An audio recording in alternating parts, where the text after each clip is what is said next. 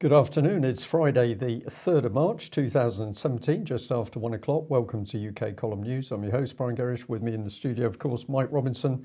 And we're delighted to be joined today by David Scott with Northern Exposure reporting from north of the border. Well, it's cold, grey, chilly. We'll leave it there. Right, let's begin with this. This is an article no longer on the Western Morning News website. 3 careers and a brush with death, but still a driven man. And this is about a man called Charles Howeson, who probably, Brian, it's fair to say, has been up until now, the most powerful man in Plymouth. Well, certainly by his connectivity, Mike. His career over the last 15 years has been astonishing because he's been everywhere, as we'll see in a moment. Right, indeed. So let's just have a look at where he has been. So here we are, Charles Howeson. In the photograph, he's there he is with the Duke of Edinburgh, Duke of Edinburgh. And 25 years in the Royal Navy, Chief of Staff, Chief of the Allied Staff in Gibraltar. That's how he left. That was his last job, I believe.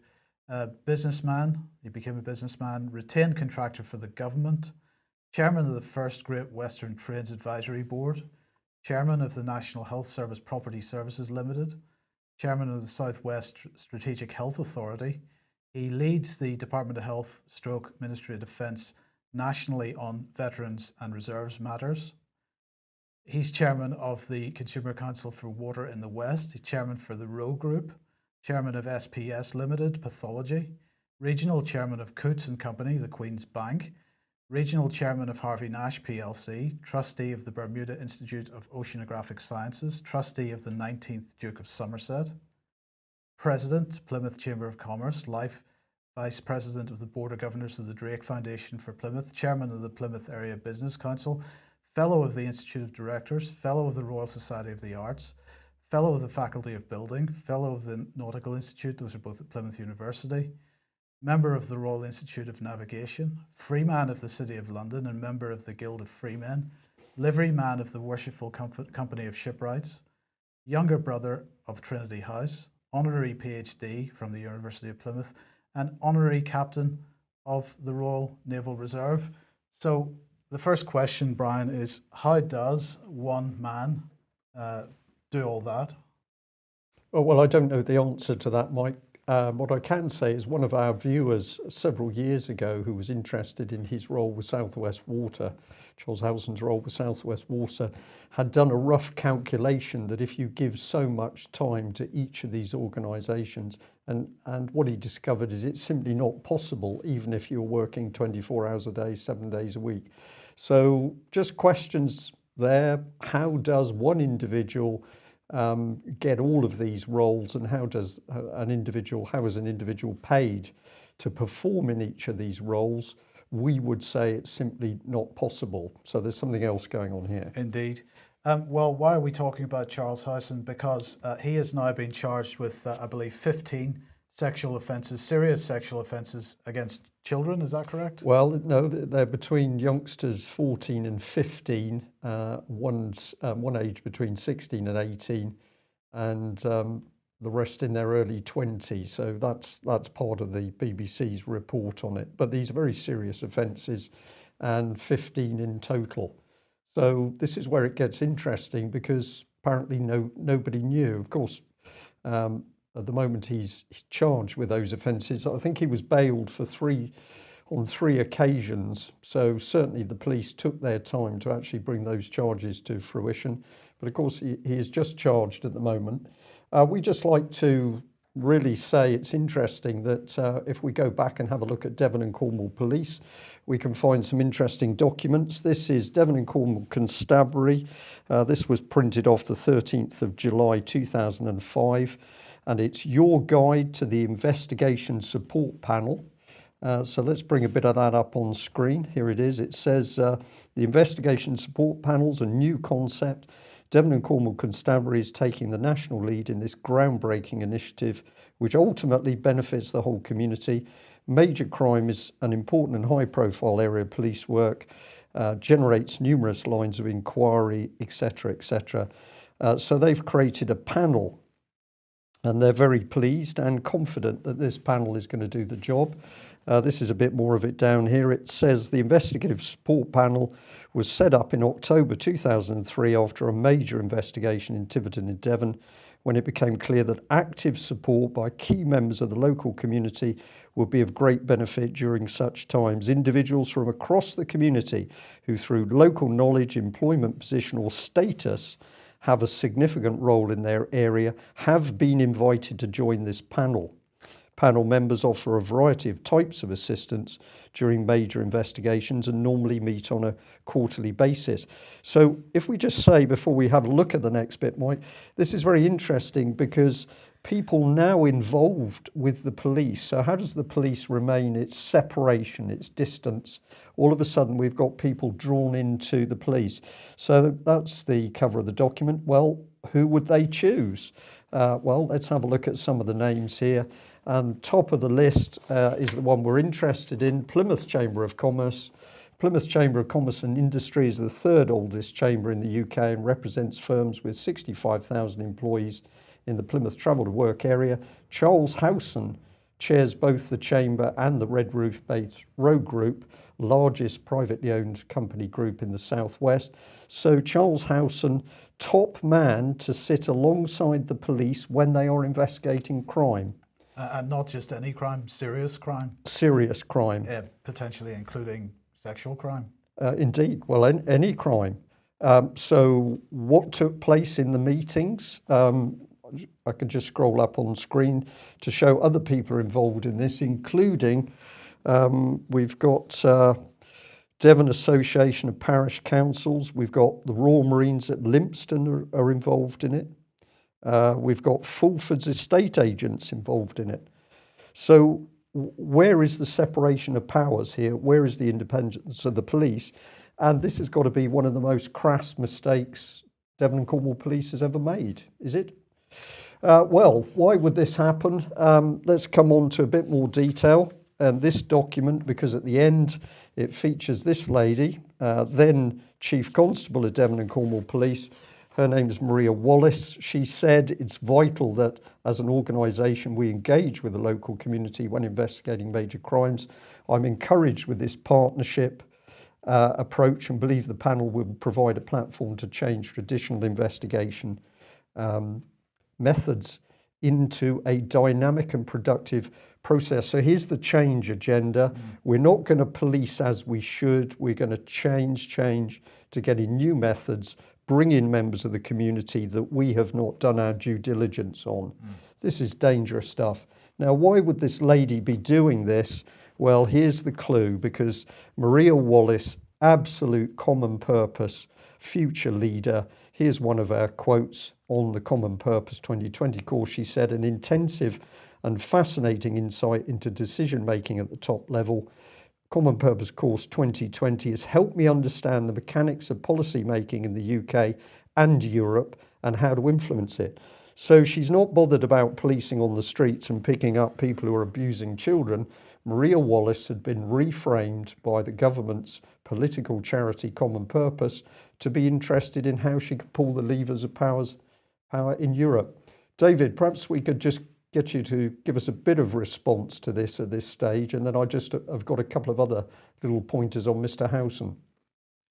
It's very interesting to see that the Scottish model of government we've had introduced up here is really being rolled out everywhere, and this is government as the ultimate joined up bureaucratic mechanism. There are no functional boundaries between departments. It's one organisation. There is no separation of powers. So if you have powers granted to that organisation, be it policing, be it planning law, be it a whole range of things, then there is no independence. There is really no independence left for the people who are administering those powers. And for the public who are allegedly served by this organisation, it becomes ever more tyrannical. The more joined up it gets, the less individual people can influence it, the less individual people can find justice, and the less individual people who are actually in the government machine can do the right thing. David, if we look back through recent years, what's been driving this? Of course, the excuses that have been driving this have been some pretty high profile, pretty nasty cases, particularly of child abuse, Baby P, Victoria Columbier, and other cases like this. And of course, the excuse for it is that, well, we can't allow anybody to fall through the cracks. We've had failures in the system, and it's been as a result of not communicating properly, and therefore we've got to bring everybody together into one big mush. And as we've said before, what that results in is a situation where cover-up not only becomes possible, it becomes almost inevitable. So, you know, this goes beyond just dictatorship in a sense, doesn't it? Because it's something where certain people get protected. It's drifting it into the very fabric of society. So it isn't just a control structure which sits above us. You draw in all the local communities, so everybody's involved in it. If you've got a local club, football club, you're drawn into it. And ultimately the pressure can be put on you. It's a very, very dangerous system. And now we're starting to see the real abuses of this system because, of course, we've no idea what Mr. Howeson was or what was not doing behind closed doors with the police. Who were those police? What was said in these secretive meetings? And I think I can say with some confidence that Devon and Cornwall police themselves have said that after she did this training, Maria Wallace seemed to become rather strange. And there's some anecdotal stories of her talking about her ginger cat in briefing meetings instead of getting on with the job of the day. So to be fair to Maria Wallace, was she seriously affected by a common purpose training? I think it's possible. Well, let's just finish on Mr. Howeson, because one of the appointments he got was to NHS Property. This company handling billions ultimately got into severe financial trouble. I think the government had to come in and help bail it out. But here he is, Charles Howeson, appointed as executive chairman. And what would that give you? Well, this is part of the salaries here. So as a non-executive chairman, picking up somewhere between £35,000 and £40,000 a year for what? An hour a week, Mike? Based on all those other jobs. And have a look at this one, because he also got involved in Hard Truths, the journey to putting patients first. And this is part of the government's response to the Mid-Staffs hospital disaster. Where the document is a statement of common purpose, starts with a statement of common purpose. And as we can see down at the bottom there, highlighted, Charles Howeson, chair of NHS Property Services Limited, was called to give his opinion on what went wrong Mid-Staffs Hospital. I find that very difficult to understand why he would be there. But yes. I think we've got more information on that in the coming weeks. David, freedom of speech has been an issue that you've been highlighting in recent weeks. And we have a number of articles here on this issue. So let's start off with this one. Yes, freedom of speech has had a rough time this week. This is a particularly egregious case. Now, here we have, I think this one was Bristol, and we've had a street preacher arrested for quoting the Bible, and it was videoed. There's been many arrests of street preachers across the country. There was one in Perth, and that was also videoed. The video is well worth looking at. It's quite fascinating. The policeman arrests the preacher. Now, the reason for his arrest is that people are getting angry. So the preacher is standing in the street, and he's saying things, which some other people find outrageous, find offensive. Okay, so the other people react, the other people get angry, the other people start to lose control of themselves, the other people start to, in Scottish terms, breach the peace. Not the preacher. The preacher's just essentially reading things from the Bible. So he's putting forward a viewpoint. It's the reaction of the others who find it offensive that prompts the police action. Now, the police then don't arrest the people who are getting violent and getting aggressive and shouting and swearing. They arrest the street preacher as the core of the problem. So you see the mindset here. is that to say things that other people find enrages them and they become violent, then you are arrested because you are the cause of the problem. It's not their behavior, not their lack of control, not their lack of the ability to reason or to discuss or to enter into a civilized debate. No, none of this is the problem. You're the problem because you're not saying and thinking the right things. This is an attack on freedom of speech. What then happened was quite telling. In the policeman, after he'd arrested the street preacher, which was done with some violence, I think the man was actually quite, was hurt. He was complaining about his back when this was going on. He was then taken away, and then the policeman phoned in to the office to find out if any law had been broken. He didn't know. It was a very weird and very disappointing episode. And then it got to court, and it got worse. And one of the quotes from the court case, prosecutor Ian Jackson told the court, although the words preached are included in a version of the Bible in 1611, this does not mean that they are incapable of mounting to a public order offence in 2016. And during the 4-day trial, Mr. Jackson also argued to say to someone that Jesus is the only God is not a matter of truth. To the extent that they're saying that the only way to God is through Jesus, that cannot be a truth. So it seems on one line to be an attack on Christianity, but it's also an attack on having any ideas whatsoever other than sort of mush. And what's the Peterson censorship controversy? Well, this is in Canada. Now, this is the excellent Jordan Peterson, who has been speaking out on the right and the necessity of freedom of speech. And I would encourage people to seek out his work on YouTube. Now, he's a lecturer in psychology in a university in Canada, and he was going to be speaking. And people who object to his views because he won't use the selected pronoun, Mike, can you imagine the horror of someone using a pronoun other than the one that you might want used? He's speaking on something else entirely, but they want him banned. They want him no platformed because he must be hounded out of public life because he has the wrong opinions. And again, it's an attack on freedom of speech. And also in Australia, then, we have the Australian Business Review, freedom of speech, the fundamental right of all. Yes, this is coming in, and this is coming in through legislation. As in Canada, it is legislation through our parliaments that actually is leading the assault or is the mechanism of conducting the assault on freedom of speech. And people are pointing out here in the Australian Business Review that the Australian economic success has been marked by a culture in which all ideas can be debated and decisions, economic and otherwise, can be made having heard all sides of the argument, and that this has now been done away with.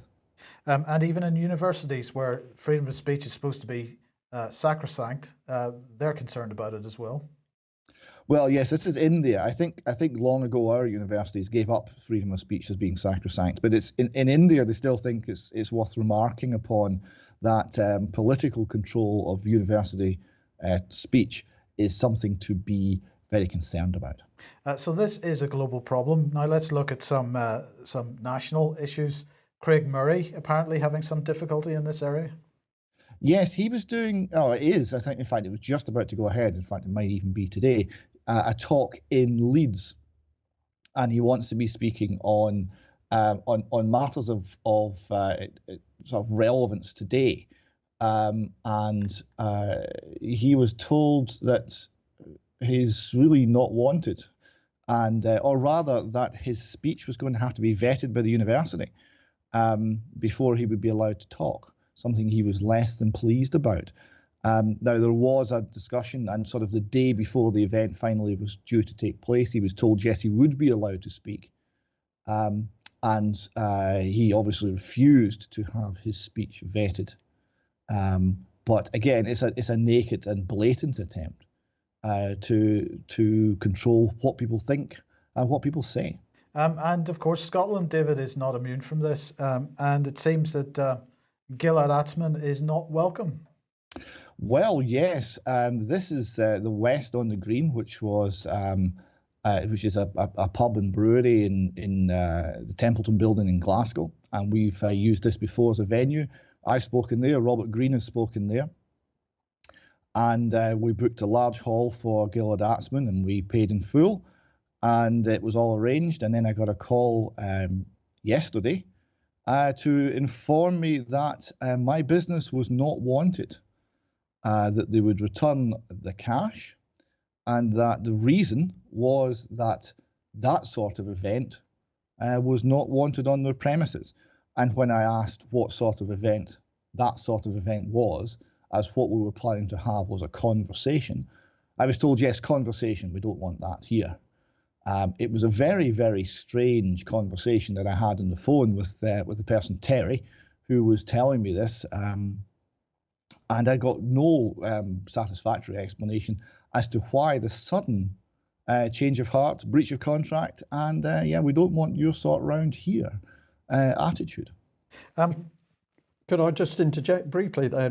David Gillard is Jewish himself. Is this anti-Semitism rising in Scotland? Well, this is one possibility. I mean, it seems unlikely. I mean, anti-Semitism of that sort in Britain is pretty well unknown, and I think would be a criminal act. But it could be. It could be that his views are viewed as being unacceptable. But they won't actually give me an explanation. The nearest I got to an explanation was the managing director has decided that we don't want your business, and that is all the explanation you're going to get. When I said, who is the managing director, the woman actually said, I'm not going to tell you. I said, really? You're not going to tell me? Well, you can Google it. Well, I said, if I can Google it, why won't you tell me? I'm not prepared to tell you. So I did Google it, and this next slide is the Petra Wetzel is the managing director, and she's got a stellar business career and is an ambassador for Glasgow business, and she's of German extraction, and the advertising blurb for the West Bar is German head and Glaswegian heart. And I'm at a loss to explain whether there was a German head or the Glaswegian heart that decided freedom of speech no longer existed in Glasgow, and we needed to be banned, but it was clearly one of them. You highlighted to me, David, that her business card says, never interrupt someone doing what you said could not be done. That's a quote from Amelia Earhart. The irony in that is just incredible. Yes. Well, so it would seem. I mean, Amelia Earhart. Next time you get a chance to speak to Alex Thompson about that, he's got some interesting information about Amelia Earhart being sometimes baggage in the flights that made her famous. But here we have someone who says, yes, it's a very much a go-getting attitude. It's making things happen, and when we are trying to make things happen and have ideas discussed, the response is quite the reverse. The phone number that's on there is the phone number of the West. Now, we've not had an explanation from Petra Wetzel, although I was promised a call. I haven't received one. I asked for a written explanation yesterday by close of business. I didn't receive any response. So perhaps if there are some viewers and listeners who are interested in why we've been banned, and I would love to know, I mean, I would genuinely love to know if someone has been pressuring this venue to not allow us to speak, then I would like to know who. I would like to know why, but we're not being told. So that phone number, which is 01415500135, is the West Bar, and perhaps if some people would give them a little call, they might share their thoughts with us, and we would find out why we've been banned. Politely, of course. Oh, politely, absolutely, yes. All communication must be polite and respectful, and well, the respect that people deserve, that is. And but yes, always polite, and you get more with a polite approach by far. So just to end this section, then we'll highlight an article that you have had up for about a week or two on the UK Column website, Defending the Indefensible. And you just wanted to highlight the quote from that, which says, I don't care what you believe or say, I will defend your right to say it. I do so not because it's right, but because it's essential, for without free speech, there is only tyranny. I do it so that I can speak too. Yes, and that rather sums it up. Okay. But not in Glasgow. But not in Glasgow. All that's been in my mind is free speech in Plymouth. When a while back we had the Theatre Royal, which says it's one of the forefront theatres in the country, promoting Jerry Springer. And of course, at that stage, Jerry Springer was depicting, I think, Christ in a nappy. There was vile language, blasphemy. But Christians in Plymouth had to put up with that because it was free speech for the Theatre Royal, common purpose trained Theatre Royal, actually. So different standards, but it does appear that Christianity is coming under attack, and some pretty vile statements by that prosecutor in the case against the street preachers. Okay, let's move on to dormant assets. Now, of course, this is all about stealing assets, but this is a new report. This is from the Dormant Assets Commission.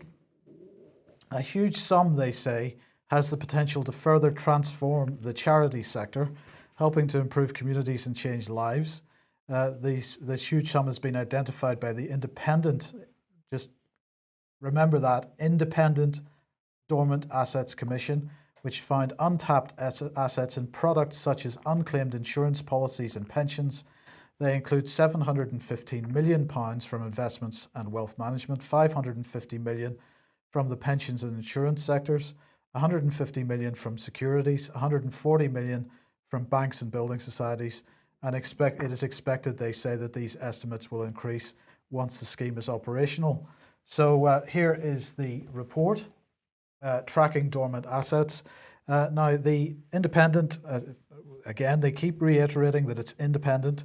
The Dormant Assets Commission was set up in December 2015 to look at whether the current dormant assets scheme, which includes funds in banks and building societies, could be extended to other financial instruments and services. These include insurance products, stocks and shares, pensions, anything which is being classed as dormant. Now, the chair of the Dormant Assets Commission is Nick O'Donoghue, and we'll come on to him in a second. The current scheme has already distributed £360 million from bank accounts which are considered dormant, and this has gone towards supporting what they describe as good causes, and extending it, they say, is going to deliver lasting change in the way the voluntary and charity sectors are funded. So let's look at what the minister responsible for this had to say. Rob Wilson from the the Department of Culture, Media and Sport, saying this money could help change millions of lives across the country by helping good causes rather than gathering dust in dormant accounts. And here is Nick O'Donoghue, the chair of the Dormant Assets Commission. Our report has found hundreds of millions of pounds lying dormant across a number of financial sectors, which could be put to far better use. So who is Nick O'Donoghue? Well, independent. He's independent, Brian, but he was chief executive of Big Society Capital before he took this job. So in other words, he was employed directly by David Cameron to head up Big Society Capital, which was a bank for funding big society projects. This was funding the civil society organisations in the UK, which are undermining society in this country. Particularly the training of youth, Mike, recruiting hundreds of thousands of trained youth. Absolutely. So he was chief executive of Big Society Capital from 2011 to 2015. He is a senior advisor to the Gates Foundation. Previously, he was working for JP Morgan as head of global head of research. He has had other jobs with JP Morgan as well. In 2010, he co-authored Impact Investments, an Emerging Asset Class. That was published jointly by JP Morgan and the Rockefeller Foundation.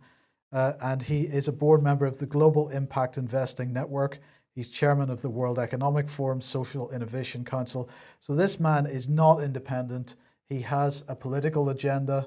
He is a globalist of the most obscene type. And he is, as we've said, part of the Gates Foundation into this kind of, you could say he's a global change agent, right? Yep. So he is far from being independent.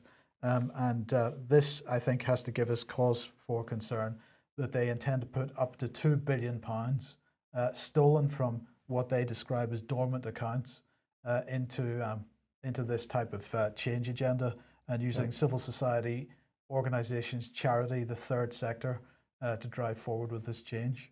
Many people think that big society, David Cameron's big society, sort of drifted off into the sidelines and simply disappeared. It absolutely did not. This is the structure which is actually replacing our traditional form of government. So government being driven in amongst the charities and the non-government organisations.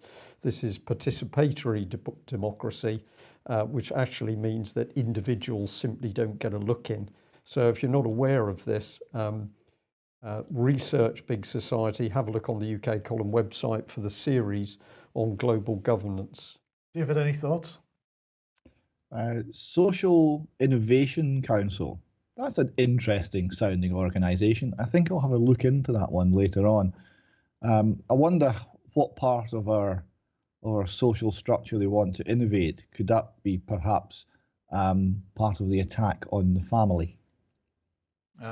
Good question. Moving on to this then, David Jones and Harriet Baldwin were meeting with the defence industry yesterday. Now, surprisingly, or perhaps unsurprisingly, Brian, bearing in mind the amount of angst that there has been over the last week or so over the issue of EU military integration, this meeting doesn't seem to have hit the mainstream press at all. I couldn't find any mention of it in any of the mainstream British press. So David Jones, who of course is Minister for Exiting the European Union, and Harriet Baldwin, who is Minister for Defence Procurement, were taking part in what they were describing as a roundtable with the UK defence industry yesterday. They were discussing topics including tariffs, customs arrangements, skills and movement of employees and all this kind of stuff. But of course, right at the heart of this was how they could further shape Britain's economy, delivering a bold long-term industrial strategy that builds on the UK's strengths and fully develop our immense trade and investment potential. This is exactly what David Ellis has been talking about. How is the defence industry going to be restructured in this country as we enter this scenario of EU military integration? And we've got to ram home the point, Mike, that at the moment Britain's military is not separating from the European Union. It's being dragged further into a fully integrated EU defence system, and this is the key bit that the government simply does not want to talk about. Absolutely. So who was there? Airbus was there, Babcock, BAE Systems, Boeing, Marshalls, Kinetic, Raytheon, Rolls-Royce, Serco, Tech UK, Thales UK. So all the big players were there discussing this. And were minutes taken for public consumption? I would imagine not. Haven't seen any press releases with any particular detail, and as I say, this wasn't mentioned in the media at all as far as I could see. But something which was mentioned in the media with a sort of fake news clickbaity headline here: UK will be forced to pay millions for private EU army for MEPs despite Brexit. And I thought this was an interesting headline because the use of the phrase or the term EU army in this headline is again trying to provide some cover for what is breaking cover at the moment with regard to military integration. This in fact has got absolutely nothing to do with an army or an EU army. This is totally to do with the fact that members of the European Parliament are getting very nervous about their safety. And so what they're doing is putting, apparently about 2 billion euros into personal protection. They're going to create a private armed response team, according to the Telegraph. I think this story originally came from the Times. Private armed response team for MEPs called Unit Protection. It's going to include a 12-strong unit to protect the President of the Parliament, who's Antonio Tajani, and 46 bodyguards to protect MEPs. There must be more to it than this because I'm not clear how the budget for 46 people and a 12-strong unit for the President is going to come to 2 billion euros. 5 million euros of that is going to, of the UK's part of that is going to be spent on a public publicity campaign for the next European elections, which is something that the Telegraph is complaining about. The UK's overall contribution will be 268 million euros for the protection of MEPs. But you've got to ask, Brian, why? Well, we're supposedly Brexiting, aren't we? Theresa May is telling the nation we're actually coming out of Europe. So we would expect to not be contributing anymore, particularly to the protection of their members of the European Parliament. Well, of she Brexit is a lie. It is, but she's also made it clear that while we remain, until Brexit happens, we will meet all our obligations. So that's part of it. But the bigger question is why MEPs are suddenly so concerned about their own safety. Populism. They've begun to understand that people are seeing through the scam and can talk to each other sensibly, analyse what's happening, and they're getting scared, Mike. That's my opinion. Okay. No bad thing then. This has to be a first, Brian, because I don't think we've ever highlighted an article from GQ magazine on this programme before. And I have to say, it is an excellent article, and I do strongly recommend people have a look at it. The headline is Buried Alive, Stories from Inside Solitary Confinement. And they start off by saying, it is brutal, it is torture by definition, it destroys the mind, body and soul, making rehabilitation next to impossible. It is also outrageously expensive, and it doesn't work. Yet at the end of the Obama era, in the dawn of Trump's, isolation is as widely used as ever in the American penal system, and this is what it feels like. And they go through quotes from people that have been through this process. Some of it's quite harrowing. I do recommend you read it. Well, why am I bringing this up? Because, Brian, I understand that Melanie Shaw is back in solitary confinement. Yes, she has been for several weeks now. We still cannot find out why she's been put back into solitary confinement, except we can tell you that there's been changes in the governing system at HM Prison Foston Hall. So whereas Melanie had been saying that some of the senior staff had changed their style of interaction with her, it appears that that's now regressed. It's gone back to the normal bullying regime that she was experiencing before. So if we tot it up, Melanie Shaw must be close now to about 11 months in solitary confinement. And remember that she's an abuse victim herself. She suffers from post-traumatic stress. And this is what British Prime Minister Theresa May does to abuse survivors. She puts them in solitary confinement, which the UN, aside from this article, the UN has already said that solitary confinement is effectively torture. This is what the British Conservative Prime Minister Theresa May is doing with child abuse victims. Why would she do that? Well, there can only be one reason, and that is because, along with a lot of the other child abuse survivors, Melanie Shaw is talking about the involvement of British MPs in the abuse of children. And of course, at the moment, it's taken the very brave Chief Constable of Wiltshire Police, Mr. Veal, who's actually pushing through with investigation into Ted Heath and the abuse of children. But of course, we can see the BBC's own YouTube clip in which Tim Fortescue, Chief Whip for Heaths, says clearly on camera that MPs who'd been abusing little boys came to the whips. Whips covered that up in order to control those members of parliament. So there's not much of a secret. Interesting stuff. Yeah. Okay, let's go to Scottish issues. David, Ruth Davidson confident of bigger victory this time in any new Indyref. We're back into Indyref, independence referendum territory. It looks like they're really going for a second independence referendum. Oh, it almost seems like it was a couple of years ago and we were doing all of this last time. Right. And Tom Devine, SNP must deal with economy to win Indyref 2. We've got Nippy Sturgeon blasting Theresa May. Indyref 2 is your fault in this headline from the Scotsman. David, what are your thoughts on this? Well, it's very interesting. There has been the drumbeat of excitement for Indyref 2 amongst those who were very disappointed that they lost Indyref 1. Of course, back then we didn't know we had to number them.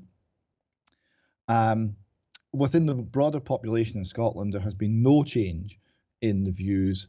The majority still wishes to become, to stay part of the United Kingdom, and there's a sizable minority who would support independence within Europe, which is the oxymoronic current SNP policy. And I have asked people who support independence, and that's a fine and noble position, why they think independence would actually be achieved by becoming a vassal state of Germany, and I'm still waiting on an answer. In terms of the economic case, the economic case was patched together last time round and was full of lies and full of holes. That's been demolished, not only by the fall in the oil price, but that's one aspect of it. And you have a Scottish government now who run a £15 billion deficit, £15 billion with a population of just over 5 million. If we had independence, we would have to slash the government with a machete. It would need to be taken down by at least 25%, and no one's addressing this. So there's no realism on the effect of the independence and effect of the budget deficit, of the effect of having too much government and not enough people actually earning a living, making things that other people want. And this is being ignored. The financial matters relating to which currency we'd use are being ignored, and there is not really any intellectual work being done to justify an independent Scotland, but simply an attempt to paint ourselves blue, wrap the flag around the idea, and encourage people to run up the hill one more time for this reason. The fact that there's no intellectual work being done, the fact that the whole basis of the movement is full of intellectual holes, not only the independence within Europe not meaning anything, but also the very definition of what they mean by Scottishness is very strange and very limiting in terms of ideas. And none of this is being addressed, and we wait with bated breath as to whether it will ever be called. But it is interesting to see that Nicola Sturgeon is now referring to Indyref 2 as someone's fault. It's perhaps starting to lose its shine even to her. And we'll just end off with this cartoon. Yes. Actually, I can't quite read it. Could you read out the text there? It's Theresa May talking to Nicola. Yeah, it's Theresa May saying, "Will you stop obsessing about your independence?" And Theresa May is holding the European flag, which is going up in flames. Yes, now this is obviously poking fun at Theresa May, and but it works both ways, because the issue here is that the position that's taken by the parties here exactly reverses when you go from talking about British independence and Scottish independence. The arguments are exactly the same, and everyone just switches sides. It's a very strange sight to behold.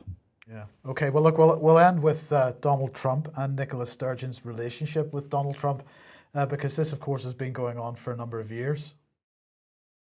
Nicola's not been a big fan for quite some time. She stripped him of his ambassadorial role for Scotland, and then she did a lot of virtue signalling about how much she hated his ideas and how disgusting they were. And this was fine when she was assured by everyone who knew that he had no chance of winning. It was in the bag. There was no chance he'd be a candidate. He would get the nomination from the Republican Party, and then he did. And then there was no chance he'd win because Hillary was going to win, and then he did. And she doubled down even after that and maintained a slightly less strident but still very, very critical view of Donald Trump. Donald Trump is fill in the misogynist, homophobic, blah, blah, blah, words of your choice.